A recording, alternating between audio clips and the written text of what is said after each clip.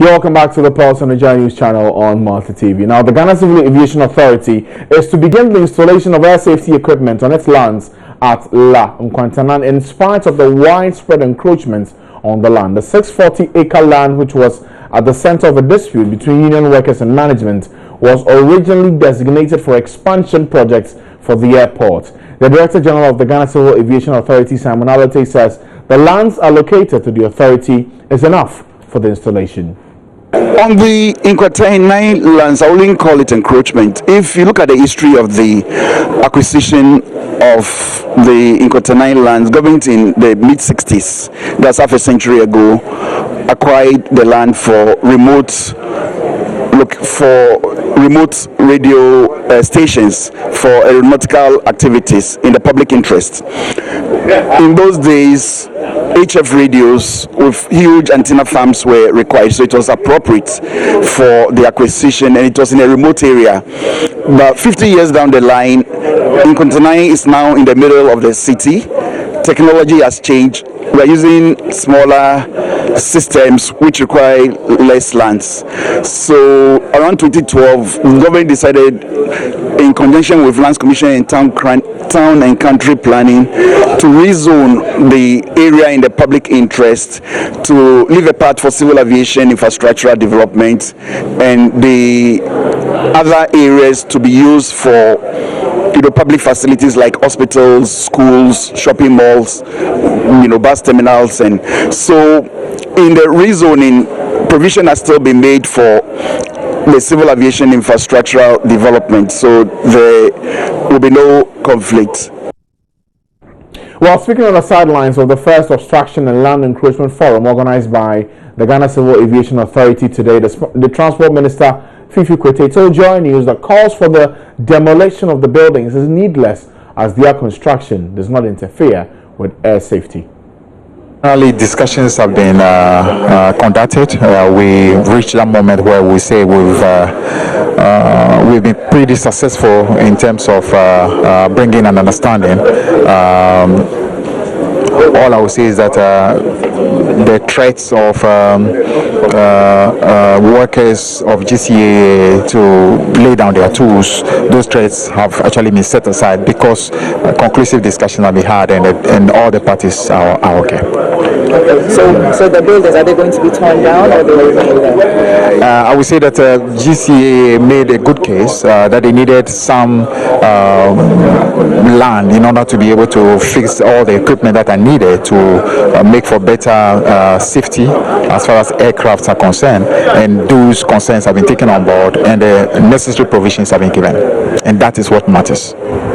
So are they going to be torn down or not? I answered you. I just told you that what was important for them have been answered, and the importance had to do with getting land that will enable them to fix their equipment. And as far as they are concerned, given the technical recommendations and so on, they believe that there's no problem as far as the conclusions are concerned. So in essence, they are going to continue building even though there are high-rise buildings encroached on their land? As far as I'm concerned, as Minister for Transport, what is important to me is the fact that safety of air transport is guaranteed, and that is my concern. Well, however, the leader of the Ghana Civil Aviation Authority union workers, William Amakun, says that they have no option but to request that the buildings be pulled down. Most of the buildings on the land, the portion that we have been given, those buildings are not on that portion. There's only one structure which is on it.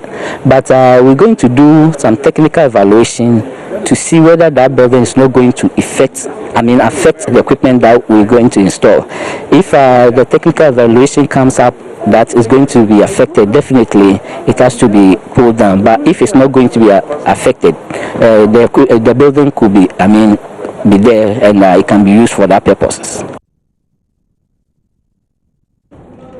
Right, so that's it for issues relating to air safety at the Kotoka International Airport. We've been doing this story for quite a while now, almost a month after all the agitations. It's clear that no fine conclusion has been reached, even though the workers are saying that they'll push for some action to be taken. We'll see what happens in the coming days. We'll work at several offices at the ministries here in Accra today came to a halt following a decision by the Civil and Local Government Staff Association of Ghana, CLOGSAG, to begin a nationwide strike. The workers are protesting what they describe as government's failure to pay their interim premiums. But some workers of CLOGSAG appear to be working at the time of our visit, despite the strike directive by the leadership. Buju Zedu has been to the ministries and now reports. CLOGSAG declared what its leadership called a nationwide strike after a meeting last night. The strike started today. A visit to the Education, Employment and Health Ministries showed that members had complied. Two persons who spoke on condition of anonymity explained why they joined. Yesterday we were called to an emergency meeting by CLOGSAG. At the meeting, there was declaration that today, 27th, all CLOGSAG members should embark on strike. So this is supposed to be a sit-down strike, or workers are not supposed to report to work at all? Workers are not supposed to report to work. And those who come, maybe for one or two reasons, they are not supposed to work. Why are you here? Oh, I'm here to... The ministry is having a workshop at 10 Plaza, so I'm here to prepare myself to attend that workshop. So if I get you, if it wasn't the workshop, you wouldn't have been here? Yes, exactly. This is a very busy place, but I strongly believe that it's as a result of the CLOGSAG announcement that workers should not attend work at all. So as you can see from here, you only see some skeletal people around. Which department are you in? I work for Ministry of Education, yeah. So you're also embarking on the strike, you're not doing anything? Sure. But at the Finance Ministry, workers were not even aware of the strike. We just wanted to find out whether the Finance Ministry is also part of the process. Is there a strike? Yes. Since when? Today. At the Public Sector Reform Secretariat, some workers were on duty, whilst others did not show up.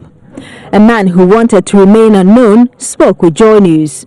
Well, we are supposed to obey our leadership, okay, but if the government is going to do something about it, I think that there will be no need for a strike. Okay? Are you taking part? Am I taking part? If our leadership says we should go, we will go. If they say we shouldn't go, we won't go. But you're working. I've just seen you with files.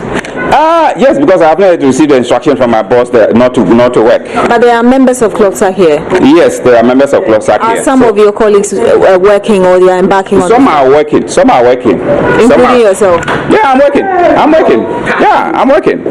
Yeah, until I get firm instructions that don't work, then I'll go and sleep.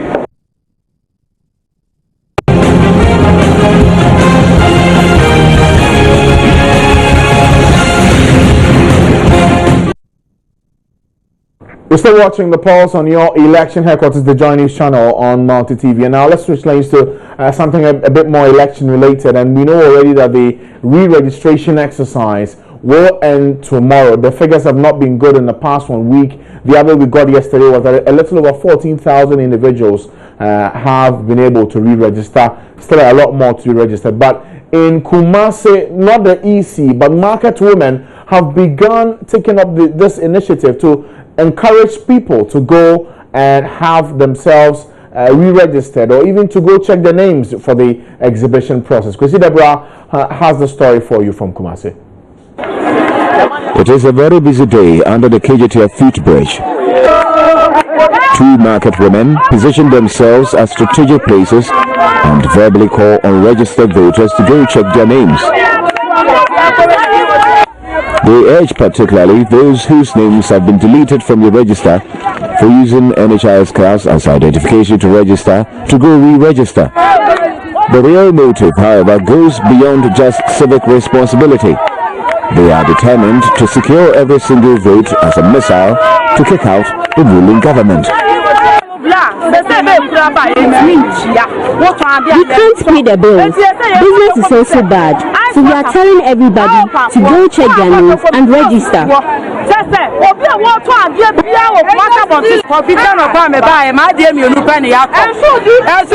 Only 2 items have been purchased since morning. Whether the government likes it or not, we will vote him out. So I'm telling all market women to register.